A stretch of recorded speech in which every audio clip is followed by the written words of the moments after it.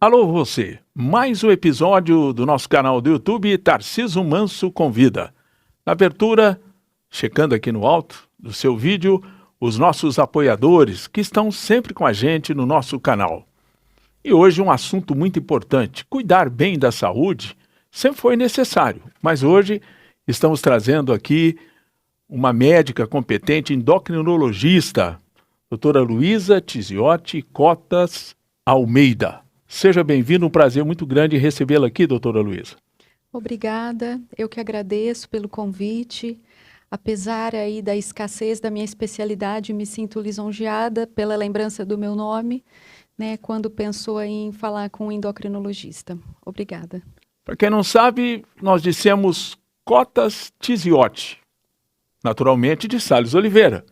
Para quebrar o gelo e deixá-la mais à vontade, conte-me das duas famílias que são muito conhecidas, não só em Salles, mas também em Orlândia, porque tem vários amigos que são amigos aqui e lá. Conte para nós a trajetória da sua família lá em Salles Oliveira.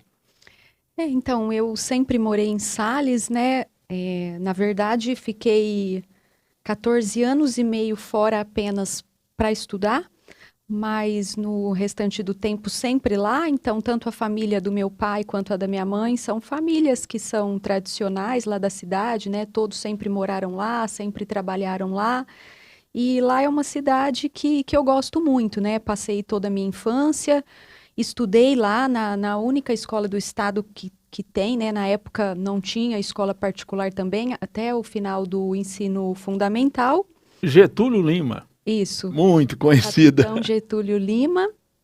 Até então era a antiga oitava série, né, do ensino Perfeito. fundamental. E só então depois que eu fui fazer o ensino médio, fazer cursinho. E depois que de terminado tudo isso, eu optei por voltar, né? Sempre foi um sofrimento assim ficar longe. Eu sempre gostei de lá, sempre fui muito ligada à minha família. E então, desde que eu terminei a residência em 2018, que eu moro lá novamente. É que, na verdade, também a senhora é meio micro-regional, né? A senhora trabalha aqui, atende o seu consultório, atende gente de Salles, de São Joaquim, por causa dos convênios médicos, mas, de qualquer maneira, a senhora está perto da sua família. E apenas contextualizando, fale dos seus pais, Nestor e a dona Solange, por gentileza. Então, meu pai, ele é engenheiro civil, né? Sempre, então, morou lá em Salles, seus pais, seus irmãos todos de lá também. E minha mãe, Solange, ela é jornalista, aposentada, né? Meu pai ainda trabalha, mas a minha mãe já se aposentou. Então, a minha mãe, por muito tempo, trabalhou com jornal escrito, né? A princípio tinha o jornal dela lá, depois trabalhou também para um jornal daqui de Orlândia. E atualmente que está mais tranquila lá, né? Aposentou, parou de exercer. Agora, naturalmente, a gente sabe que chega um momento da vida estudantil. Getúlio Lima, a parte de colegial fez lá em Salles também, que na Não, época chamava colegial, né? não. Apesar que a doutora tem apenas 40 anos, as mulheres não gostam muito que faz na idade, é só para poder contextualizar. Então, de qualquer maneira, concluiu essa parte de ensino médio em Salles ou foi para Não. Ribeirão, Orlândia? No primeiro ano do ensino médio eu fiz aqui, foi o último ano da escola Geraldo Rodrigues, e depois eu fui para Ribeirão. Aí eu fiz o segundo, o terceiro, fiz um ano de cursinho, e aí eu pensei em desistir da medicina. Mas por quê? Eu já vi, assim, a dimensão da profissão, senti um pouco de medo, achei que talvez não fosse capaz de passar no vestibular, porque sempre prestei apenas faculdade pública. E então, eu fiz um semestre de biomedicina. Foi lá mesmo na UFTM, onde depois eu voltei para fazer medicina. E então, teve esse semestre, aí voltei para o cursinho, voltei para Ribeirão. E então, depois de 2 anos e meio de cursinho, é que eu entrei na faculdade aí com 20 anos lá na UFTM, em Uberaba. Estamos falando de uma belíssima escola, né, de medicina, Universidade Federal do Triângulo Mineiro. E é claro que a gente sabe que tem tanta gente aqui de Orlândia, os médicos que atuam, algum da sua época que se formou lá contigo? A gente sabe que lá em Uberaba tem uma série de profissionais, né? Rapidinho aqui, Dr. Fausto Feres, o querido amigo Pitico Vincenzo, Sérgio Bordim, o Sérgio Gomes, uma série de outros médicos que estudaram lá, né, doutora? Exatamente. O Dr. Marcos, oftalmologista também, Sem dúvida. estou me lembrando dele. Mas, assim, mais próximo da minha idade, não sei de ninguém que está aqui na cidade ou na região, não. Eu estava vendo aqui que a sua vida estudantil lá em Uberaba, de 2007 até 2018, né? Se somar todo esse trajeto seu, e iniciou na Universidade Federal do Triângulo Mineiro, naturalmente naquele seu tempo já eram 6 anos de medicina, Sim, 5, como é que é? 6 anos de 6 anos, medicina né? para formar médico, depois mais a especialização.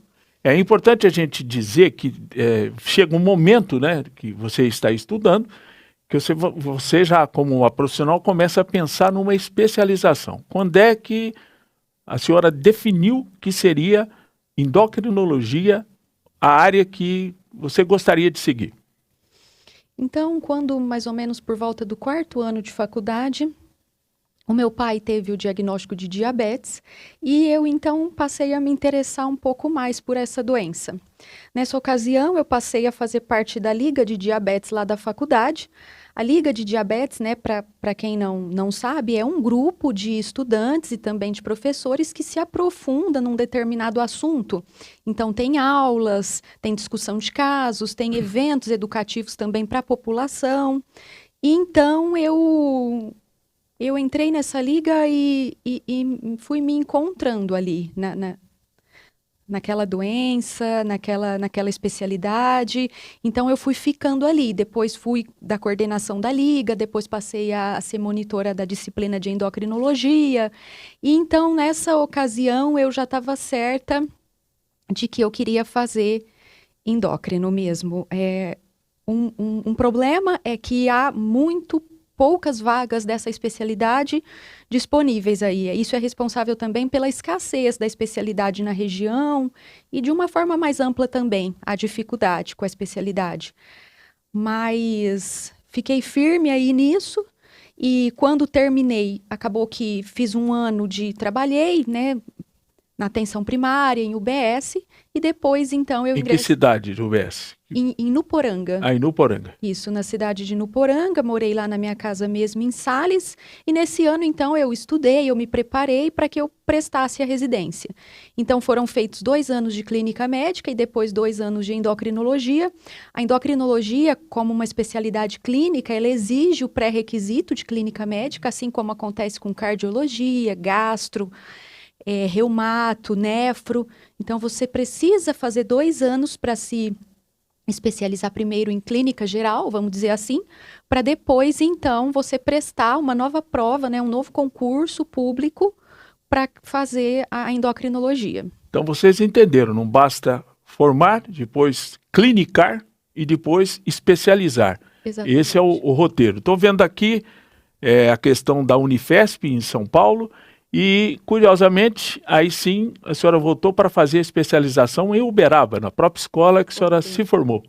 Voltei lá onde eu já tinha feito a minha graduação e também um lugar onde eu gosto muito da cidade, da faculdade, dos professores. Tenho contato lá até hoje, porque a medicina, né, esse mar de incertezas, a gente vez ou outra precisa recorrer aí a pessoas que quem não tem o seu mestre, aquela famosa ligação. Exatamente, que verdade. tem mais experiência que a gente, né, sempre para estimular também a gente a exercer a humildade. Então, eu tenho contato com eles lá até hoje, gosto muito deles, então lá que eu concluí a endocrinologia. Doutora Luísa, quem seria o guru dessa história toda? Quem desses professores que, de uma certa forma, acompanhou na sua especialização? Ou alguns professores? Eu gostaria que a senhora mencionasse até para prestar a eles uma homenagem também. Olha, tem lá uma endocrinologista que chama doutora Elizabeth, e ela marcou, assim, a minha carreira como médica, mas em primeiro lugar como ser humano, por todo esse legado que ela deixou para a gente, assim, de como lidar com as pessoas, em primeiro lugar, antes de qualquer conhecimento técnico. Então, de nada adianta você dominar as teorias, as técnicas e você não ter como conversar com uma pessoa que está ali por um sofrimento, por uma situação difícil. Então, essa parte de humanidade. Eu falo que nisso foi talvez foi a parte que mais me marcou lá da minha residência, foi ter tido a oportunidade de ter uma professora, um chefe, alguém que estava acima de mim, né? Com essas características. Porque na hora que você está aprendendo de modo intensivo tudo que você precisa saber aí para exercer, e aí você está junto com uma pessoa assim, é uma coisa que ajuda demais na formação da gente, em primeiro lugar aí como ser humano, né? E depois como profissional. Então, ela me marca. Agora, existem outros professores também, por exemplo, a doutora Beatriz Halal, que é com mais eu tenho contato atualmente quando eu vou discutir casos, e também a doutora Fátima, que é a chefe da cadeira lá, ela há muito tempo está lá, e também tem muito disponível, assim, toda vez que a gente precisa de algo, também estimula muito a pesquisa e tem ali um serviço de muita excelência sob a chefia dela. Na cabeça de todos nós que não somos médicos, a gente imagina a especialização, aquela situação em que o profissional entra numa área que ele pretende e tem à disposição casos diferentes num hospital, uma referência. Nesse caso, como é que funciona nessa sua especialização ou como funcionou lá em Uberaba? Exatamente. Então, assim, um serviço para ter uma residência, né, que é um programa credenciado do Ministério da Educação, ele precisa estar apto para atender a todas as áreas daquela especialidade bem, para que as pessoas que estão passando por ali para fazer essa especialização consigam sair com uma bagagem, com condições de trabalhar, né? Que é o que diferencia uma residência médica de um curso de pós-graduação, por exemplo. Com todo respeito aos cursos de pós-graduação, mas a residência é um serviço, um treinamento intensivo que envolve finais de semana, envolve madrugadas, envolve uma extensa carga horária que chega a 60 horas por semana de treinamento. Então, é muito importante que tenha uma boa estrutura. E lá tinha, então, além das enfermarias, dos pacientes internados, ambulatórios por exemplo, das subespecialidades, vamos chamar assim. Então, ambulatório de diabetes tipo 1, ambulatório de diabetes tipo 2, ambulatório de diabetes gestacional, doenças de tireoide, câncer de tireoide, doenças das adrenais, doenças da hipófise, as reposições hormonais da parte reprodutiva, vamos dizer assim. Então, tudo isso de modo separado para que pudesse ser muito bem especializado cada uma dessas áreas, aprofundado. Em qual hospital? Ou em quais hospitais que a senhora conseguiu desenvolver essa especialização? Não, lá eles têm um hospital único, chama Hospital de Clínicas da Universidade Federal do Triângulo Mineiro. Então seria como se fosse o Hospital Exato. das Clínicas que atende uma macro-região. Isso, é um hospital E é terciário. público também. Público. Perfeito. Público federal. E quantas cidades são atendidas? Porque tem Uberlândia, que fica a 100 quilômetros, eu imagino que mais ao entorno de Uberaba, né? Apesar de ter Uberlândia, atende uma área grande ali, eu não vou saber falar ao certo quantas cidades, mas acredito que pelo estado de Minas ser um estado grande, né, então por isso tem muitas cidades. Acredito que cerca de 40, 50 municípios eram referenciados ali são referenciados, né, para o Hospital de Clínicas da UFTM. Apenas como informação, dos 26 estados brasileiros, o estado que tem o maior número de municípios é as Minas Gerais, mais de 800 municípios. Isso. São Paulo, 685. Eu sou filho de mineiro e, portanto, não posso esquecer dessa peculiaridade, né? Muito bom. E então é uma experiência única, né? A senhora teve contato com casos diferentes. Exatamente. E essa residência foi por quanto tempo? 2 anos? São 2 anos. 2 anos. São 2 anos. Deixa eu fazer só uma paradinha. Eu quero saber o seu paciente de referência, o querido amigo Nestor, seu pai. Ele é um paciente ou um paciente impaciente? Então, exato. Eu costumo dizer que santo de casa não faz milagre, né? Então, Casa de ferreiro, espeto de pau. exatamente. Então, há umas dificuldades. Mas podemos dizer que ele tem medo aí das complicações do diabetes, né? Das situações que podem ocorrer. Então, em termos de medicações, é bem feito.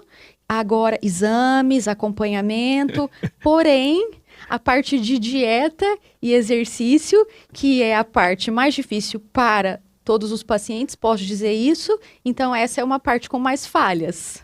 Amigo Nestor, toma jeito, hein? Um abraço para ele e para Solange, meus amigos também lá de Salles Oliveira. E quando é que teve tempo de conhecer o Lucas, engenheiro civil, seu esposo? Então, o Lucas, nós estamos juntos desde os 16 anos de idade. 16 anos. Então ele é salense. Isso, ele é salense, a família dele, a família dele veio de Ribeirão, mas ele tá lá, ele nasceu lá, né? Sempre morou lá também. Então, nós estamos juntos desde a adolescência. Esse também foi um dos motivos pelos quais eu sempre retornei, né? Por mais que saí muitas vezes para estudar, fiquei muito tempo fora, eu voltei para lá e nós moramos lá. Afinal de contas, a família Tiziotti da sua mãe gosta de uma festa também, né? Gosta. De evento.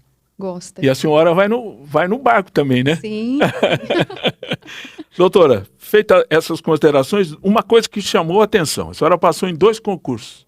Prefeitura Municipal de São Joaquim, Prefeitura Municipal de Sertãozinho. Não chegou a assumir, né? Embora tenha sido aprovado, por questões da sua trajetória, acabou não sobrando tempo, né? Exatamente. Então, assim, quando a gente termina a residência, a gente fica preocupado. Ah, será? Como vai ser a inserção aí no mercado de trabalho, né? Os meus pais não são médicos, eu não tive, assim, nenhum auxílio nesse sentido, ainda mais vim para uma cidade menor, né? Uma região com cidades menores. Então, eu pensei em trabalhar, em parte, no serviço público, como eu já estava habituada na residência e tudo mais. Porém, depois, devido quando eu vi que havia essa procura muito alta pela especialidade, que havia possibilidade de eu trabalhar nos convênios, eu acabei optando, porque os concursos fazem exigências, por exemplo, você precisa vir 2 horas por dia, sabe? Você não pode cumprir as 10 horas em 2 dias, 10 horas semanais. Então, isso foi uma das coisas que me fez não assumir. Eu trabalhei no AME de Ituverava por um tempo. Chegou a trabalhar lá? Trabalhei, porque lá não é concurso. O AME é uma entidade regional de especialidades. Exatamente. Endócrino é um serviço secundário. É difícil o município que tenha uma endócrino concursada, né? Sim. Por exemplo, embora você tenha passado em São Joaquim e Sertãozinho também ao mesmo tempo.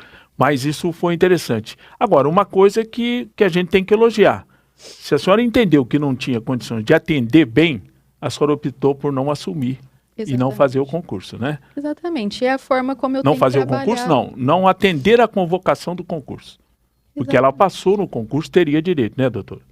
Exatamente. E é a forma como eu tenho trabalhado ainda hoje, assim, tomo cuidado com quantidade para que possa priorizar um pouco mais aí a qualidade dos atendimentos. Antes da gente entrar para falar detalhadamente dessa questão da endocrinologia, que tem muito assunto, é claro, eu vi aqui a sua experiência no programa de família, né, de saúde da família em Nuporanga. Foi boa essa sua experiência? Logo que se formou, ganhar também essa empatia com a população de uma certa forma?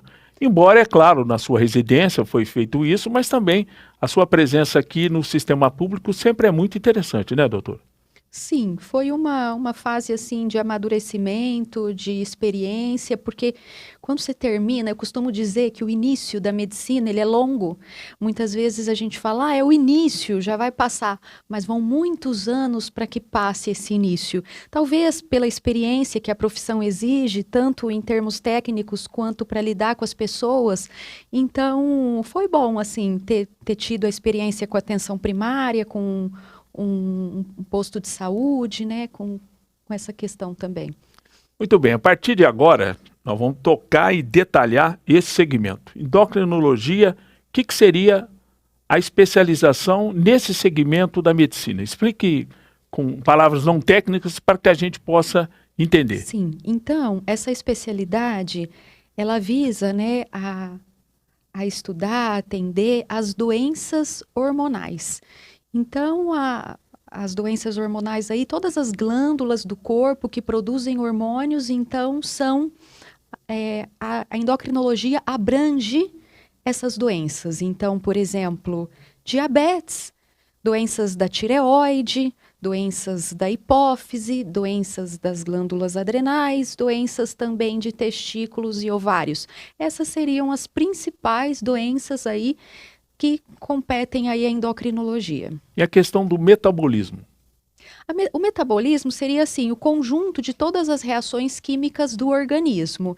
Então, quando a gente pensa, por exemplo, na parte de colesterol, tem a ver com a endocrinologia também, pelo metabolismo dos lipídios, das gorduras. Quando a gente pensa na parte de metabolismo ósseo, então as doenças ósseas também competem a endócrino. É que nesse ponto são áreas de intersecção, já, por exemplo, com ortopedistas, né, o osso, colesterol com os cardiologistas, da mesma forma que ovário com os ginecologistas, mas também faz parte aí da endocrinologia.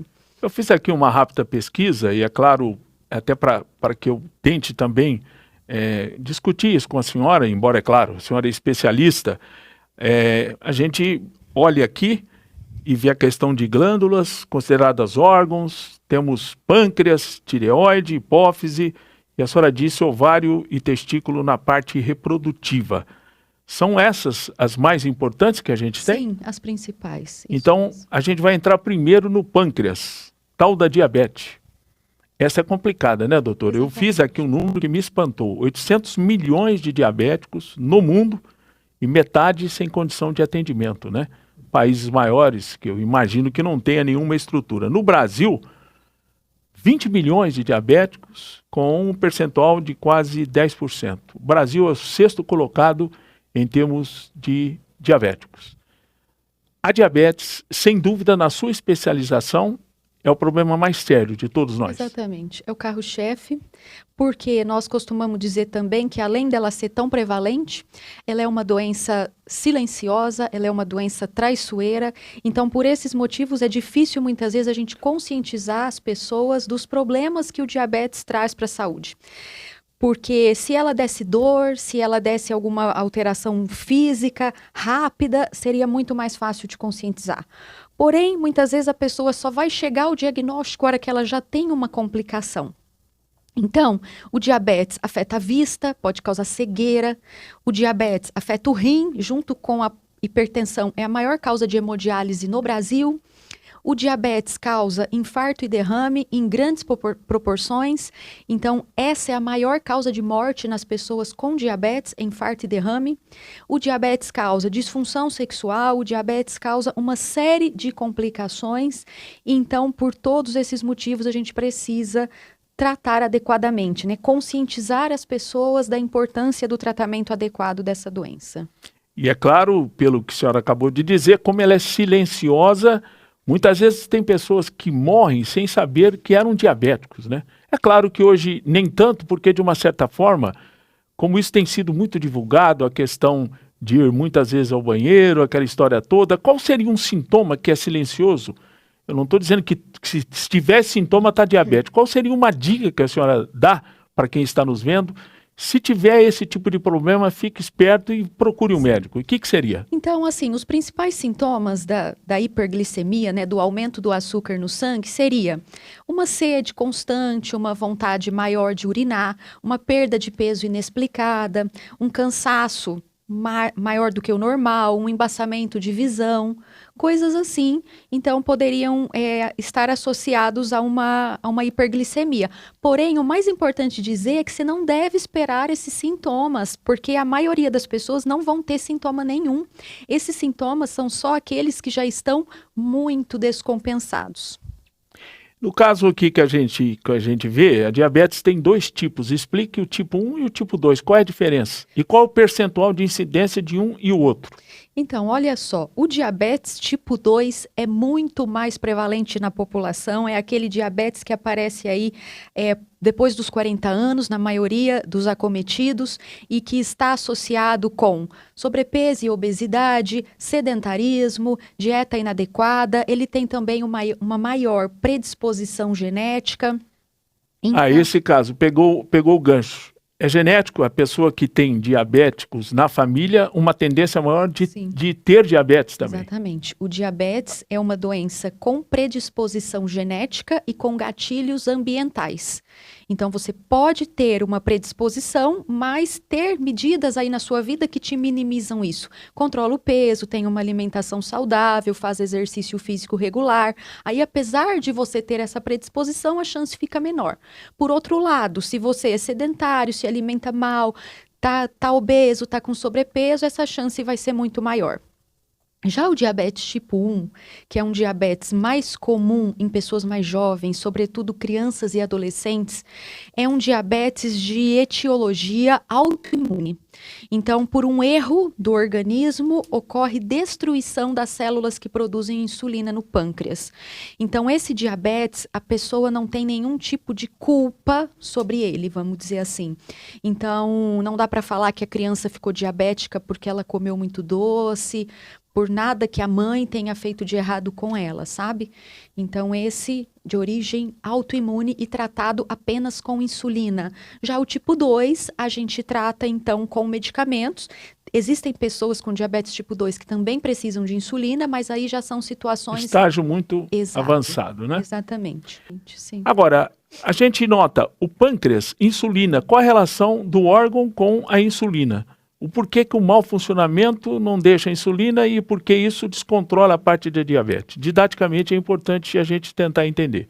Então, veja, para a gente falar do diabetes tipo 2, que é o mais prevalente, é importante dizer que não há uma dificuldade na produção de insulina. A produção de insulina está ótima, muitas vezes ela está até aumentada. Porém, essa insulina não consegue agir adequadamente como devia, que é a questão da resistência insulínica. Tem a insulina, mas ela não faz efeito. Então, se ela não consegue fazer efeito, a glicose não entra dentro da célula, a glicose sobe no sangue. Ou seja, o pâncreas é um órgão, a insulina teria a função de baixar o nível, o açúcar no sangue. Isso. Se ele não funciona, aí deu ruim. Exatamente. Aí que é o problema, que há esse tipo de descontrole. Exatamente. Uma coisa que me chama a atenção, primeiro, é claro que para o governo é interessante, para uma empresa é importante essa conscientização, que primeiro, né, diminui o índice de uso de hospital, porque as intercorrências vindas de diabetes são dramáticas, com amputação, derrame, infarto, uma série de coisas, né? A senhora acredita que hoje o tipo de informação que os órgãos do governo e também, de uma certa forma, a comunidade tem ajudado nisso, além, é claro, dos remédios que têm tido uma qualidade muito boa, né, doutora? Sim. Tem melhorado bastante, Sim. não? Então, assim, tanto o governo quanto os convênios médicos têm trabalhado muito com prevenção, que seria tentar identificar essas pessoas que já são diabéticas e não sabem, ou que estão na faixa de pré-diabetes. Pré-diabetes existe, tem critérios diagnósticos, é uma doença, não é uma pré-doença, é uma doença. Então, você, com esses programas, você conseguiria identificar essas pessoas e prevenir que chegue a um desfecho desse, que precise de internação, de hospitalização, né, que encarece aí todo o sistema e que coloca a pessoa em risco, né? Tudo isso, então, de tentar evitar. E depois conscientizar o tratamento adequado, que hoje a gente conta com um grande arsenal em termos de medicações mais modernas, e com isso a gente consegue reduzir complicações, reduzir o uso das insulinas, que para muitas pessoas é um problema seríssimo, né, quando chega nessa questão de ter que aplicar insulina. Então, hoje as medicações têm nos ajudado muito com isso, né? Então, existem medicações que hoje, a ideia de tratar o diabetes não é tratar apenas a glicemia. Hoje você precisa olhar também para o peso, você precisa olhar para o coração, você precisa olhar a retina, você precisa olhar o rim, você precisa olhar o paciente como um todo e prescrever medicações que vão se adequar naquela situação, não só em termos de benefício, como em termos de problemas. Por exemplo, se o paciente tem uma osteoporose, você tem que tomar cuidado com alguns remédios antidiabéticos. Se o paciente tem infecções de urina recorrentes, você tem que tomar cuidado com outros tipos de medicações. E por aí vai.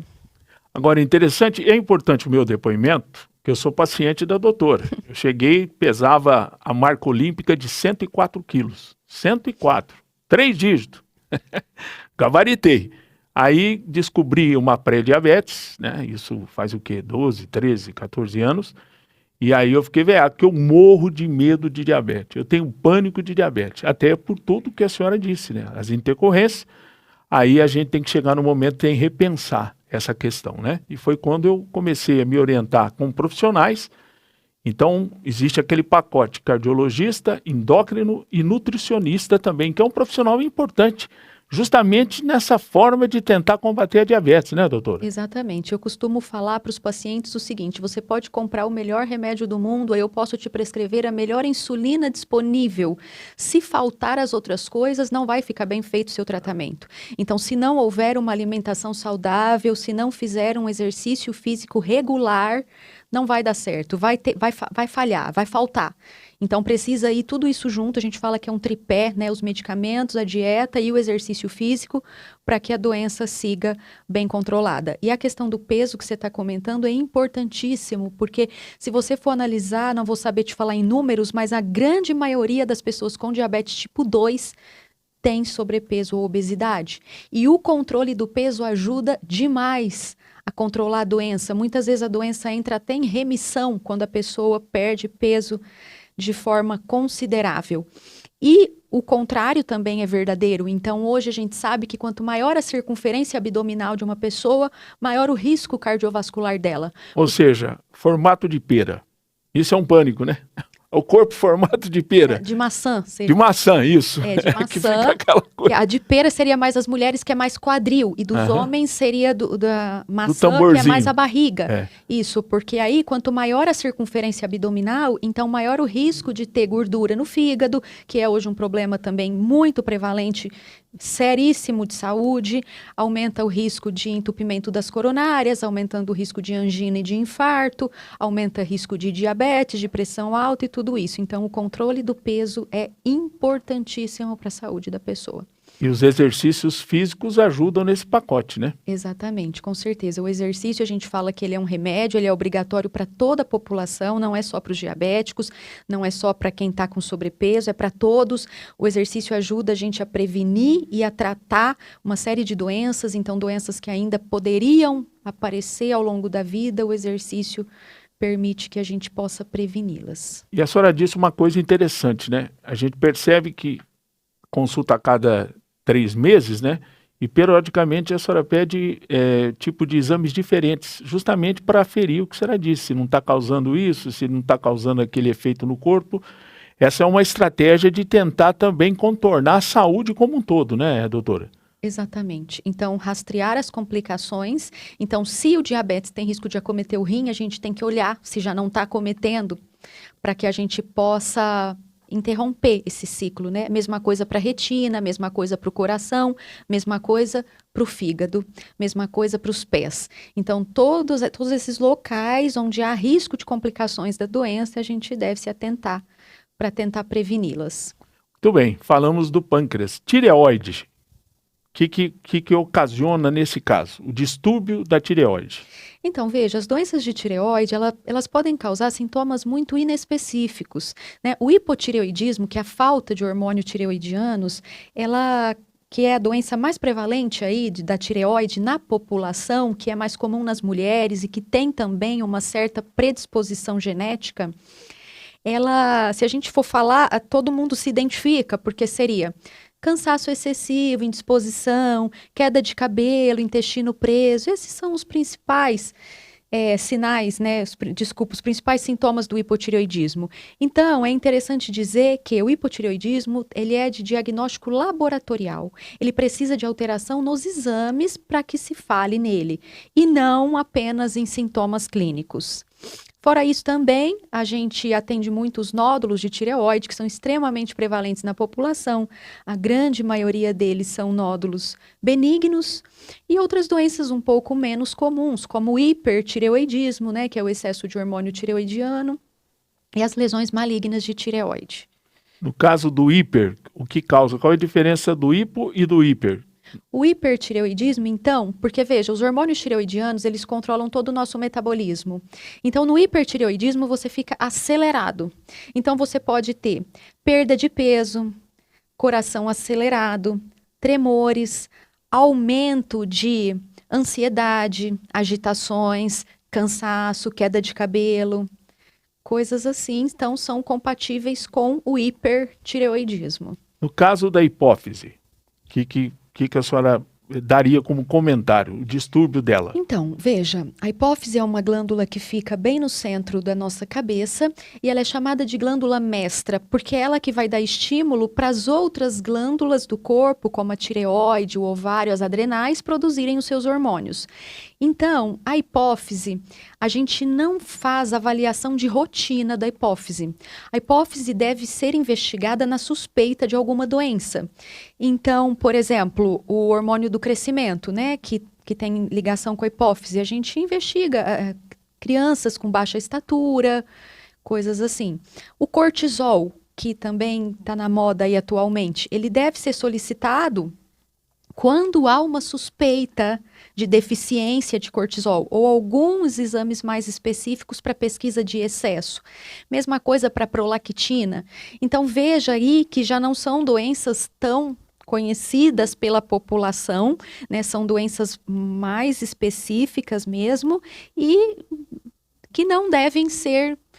Eu gostaria, é muito comum as pessoas virem falar assim para mim, olha, eu vim fazer um check-up hormonal, porque eu nunca fui num endocrinologista, porque eu nunca dosei meus hormônios. Isso não tem indicação de ser feito. Os hormônios devem ser solicitados na suspeita de uma doença, solicitados e investigados, e não assim de rotina. Você não sabe nem para que fez, porque muitas vezes você pode encontrar alterações que não significam nada, que nunca vão significar nada e que só geraram ali medo, confusão, exames desnecessários e problemas para a pessoa. Pegando o gancho de hormônio, hoje é muito comum as pessoas se sentirem talvez estimuladas à questão da reposição hormonal. Acredito que quando necessária seja bem-vindo.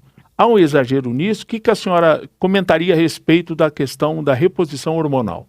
Exatamente. Então, assim, a Sociedade Brasileira de Endocrinologia, bem como as outras sociedades médicas do país, cardio, uro, ginecologia, todas é um consenso de que você só deve fazer uma reposição hormonal quando houver falta deste hormônio.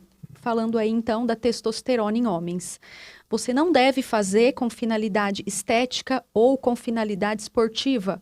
Por quê? Devido aos riscos que esses hormônios têm para a saúde das pessoas. Falamos em bomba. Exatamente. Então, o problema das academias aí, né, o uso indiscriminado com o objetivo de ganho de massa muscular, isso, infelizmente, tem causado problemas como infarto, arritmias, hepatites, né, alterações no fígado, alterações na próstata. Então, infelizmente, isso não pode ser feito em hipótese alguma. Muitas vezes a gente vê a prescrição dessas medicações por não especialistas e muitas vezes as pessoas pensam que por um médico estar prescrevendo, ela está segura. Não está. Não deve ser feito, isso é errado, isso é ruim, isso é muito prejudicial à saúde. Na verdade, tem que ser feito quando necessário. Exatamente. Então, se você tem o sintoma, você foi lá, dosou, está baixa, aí inicia uma sequência. Primeiro você precisa confirmar, depois você precisa investigar. Então, por exemplo, a testosterona está baixa, há algum problema na hipófise, há algum problema no testículo? Se houver, você trata o problema que há. Se não há e você vai iniciar então a reposição, você deve explicar bem para a pessoa todas as coisas relacionadas à reposição. Tudo que precisa ser acompanhado, porque a segurança precisa estar em primeiro lugar. Ficou claro, né, pessoal? E não é novidade, a gente vira e mexe, os homens com aqueles corpos bonitos morrem com 30 anos, 27, 32. Exatamente. Tudo isso tem a ver com isso, né, doutora? Porque se tivesse feito uma reposição dentro de um parâmetro normal, não haveria esse tipo de problema. Aliás, é até uma prestação de serviço, né? Exatamente. A gente faz esse alerta, o pessoal que quer melhorar o visual, aliás, hoje em dia se cobra muito isso, as pessoas exageram, né? Não precisa ser bombadão, já está feito aquele exercício. Até que a doutora foi muito clara, e não só a doutora, os fatos estão provando. A cada 2, 3 meses acontece, morreu o mister não sei das quantas, morreu aquele mestre não sei do que, morreu. Tem a ver com uma coisa exagerada nesse aspecto hormonal, né, doutora? Exatamente, até porque você encontra aí linhas na internet defendendo que a testosterona em homens deve estar em valores altíssimos para que haja um bom desempenho, um bom ganho de massa muscular. Isso está completamente errado. E aí vale a pena dizer, porque às vezes a gente diz isso, depois quando a gente precisa prescrever para alguém, a pessoa tem medo e não quer. Então, isso que eu estou dizendo é para abuso de hormônio, é para uso indiscriminado, é para pessoas que não precisam e querem usar. Agora, se você tem uma doença, por exemplo, um tumor na hipófise, e você não está produzindo testosterona adequadamente, então nós vamos adequar a sua testosterona que está baixa para um nível normal, para um nível fisiológico. Aí você não vai ter um risco aumentado de infarto por causa disso.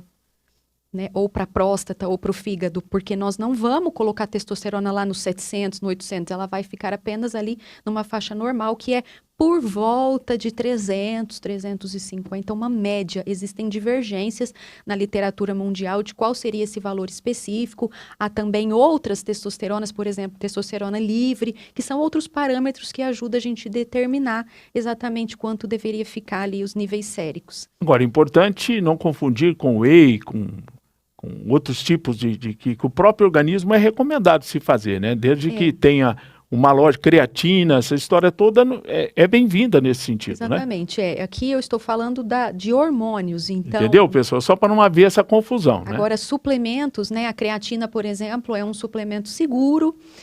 O whey também, suplementando aí a ingestão de proteínas, também é muito bem-vindo.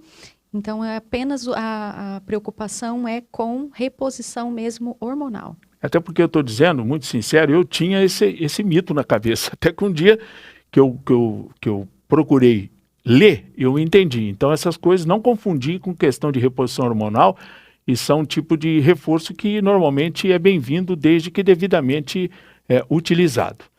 Eu não poderia deixar, para finalizar a nossa entrevista, de falar do trepidante Mounjaro, que é a bola da vez. Outro dia fui num evento, tinha 10 pessoas na mesa, 7 usavam o dito cujo. E muitos daqueles que usam nem sempre precisam. Qual é a sua opinião a respeito dele? Então, veja, essas canetas emagrecedoras, né, elas têm modificado aí o curso de tratamento da obesidade. Então, elas têm sido muito úteis para as pessoas, então, que aderem a um programa de dieta e exercício físico e não perdem peso. Pessoas com diabetes muito descompensado, elas foram feitas inicialmente para os diabéticos, depois que se ampliou para tratamento de peso. Houve uma distorção no uso, é assim? Não, a princípio elas surgiram para diabetes, depois foi ampliada para obesidade e sobrepeso. Então está correto usar para obesidade e sobrepeso apenas. Porém, o que eu vejo é que houve uma banalização desses tratamentos. Então, tratamentos sendo feitos sem acompanhamento, sem nenhum tipo de critério, às vezes por questões estéticas, a pessoa não tem nem sobrepeso, mas ela quer emagrecer tantos quilos porque ela tem um casamento, ela tem uma coisa, então ela lança a mão dessas medicações. E, além disso, um outro problema é que o Mounjaro, né, é a tirzepatida, o princípio ativo. É a última medicação que foi lançada para obesidade, passou a ser comercializada no Brasil tem cerca de 1 ano. E hoje tem tido muito problema com falsificação, né, importação do Paraguai, manipulação. Então, isso é bom deixar bem claro que isso não é recomendado pelas grandes sociedades médicas aí do país. O problema está na segurança dessas medicações, então a gente até vê eficácia. Eu atendo lá todo dia, várias pessoas chegam e me falam que estão usando, que já faz tempo, que não tiveram nada. Nós não podemos dizer que é seguro, não tem os estudos que precisam ter, há problemas de fabricação, de armazenamento, de bioequivalência, a gente chega a ter dúvida até o que é que está sendo vendido. Então não vale a pena colocar a saúde em risco por conta do custo. Se for para usar, tem que ser com acompanhamento médico, tem que ser a medicação que está padronizada, que está regulamentada, porque mesmo essa já não vai ser isenta de problemas. Alguns problemas podem haver. Então, imagina essa que a gente nem sabe como é e o que é. Para finalizar, esse tipo de medicamento causa dependência na pessoa? Tipo assim, me disseram, se para, volta tudo, como é que funciona?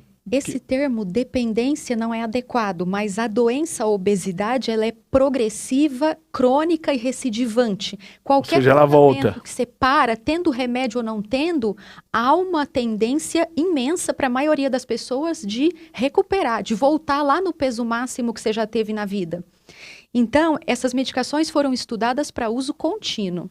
Muitas vezes a gente fica tentando fazer desmame ou pausa pensando em custo, porque realmente elas são caras. Mas o ideal é fazer uso contínuo. Aí, algumas pessoas conseguem usar de tempos em tempos. Muito raro quem consegue usar pontualmente, porque a tendência ao parar é recuperar. Portanto, a gente sempre faz desmame, pensa em associar alguma outra coisa depois para substituir. E não é uma questão de dependência, é da fisiologia da obesidade mesmo. Vocês ouviram, pessoal? Doutora, uma alegria muito grande recebê-la. Eu tenho certeza que a finalidade do canal é prestação de serviço. E essa entrevista teve esta finalidade. É claro que o foco mais importante é diabetes. Diabetes, sem dúvida, não diria que é o mal do século, aquela história toda, mas é um problema realmente que causa apreensão. E até o descontrole alimentar, a gente percebe que tem aumentado em termos percentuais de forma considerável, né? Tem países que são considerados países dos obesos, porque há uma má alimentação, enfim. Eu acho que isso deve ser motivo de conscientização de todos. Doutora, fique à vontade. Só lembrando que a senhora tem um consultório aqui em Orlândia e atende 2 convênios médicos, é isso? Explica para a gente que a pessoa que viu a entrevista gostou e que tem interesse, eventualmente, de ter a sua opinião sobre esse tema. Certo. Então, atualmente eu atendo apenas aqui em Orlândia, atendo o convênio da Unimed, atendo o convênio da Santa Casa de São Joaquim e também consultas particulares. Consultório, endereço? É Rua 5, número 935. Muito bem. Alguma mensagem final que a senhora gostaria de fazer? Fique à vontade. Não, eu agradeço, né, pela oportunidade de estar podendo passar essas informações que são úteis, que podem ajudar muitas pessoas que convivem com essas doenças aí da nossa especialidade. E estou à disposição aí para alguma outra coisa que for necessária. Fechado, pessoal? Daí, portanto, mais um episódio do nosso canal Tarcísio Manso Convida. Obrigado a você pelo carinho da sua audiência.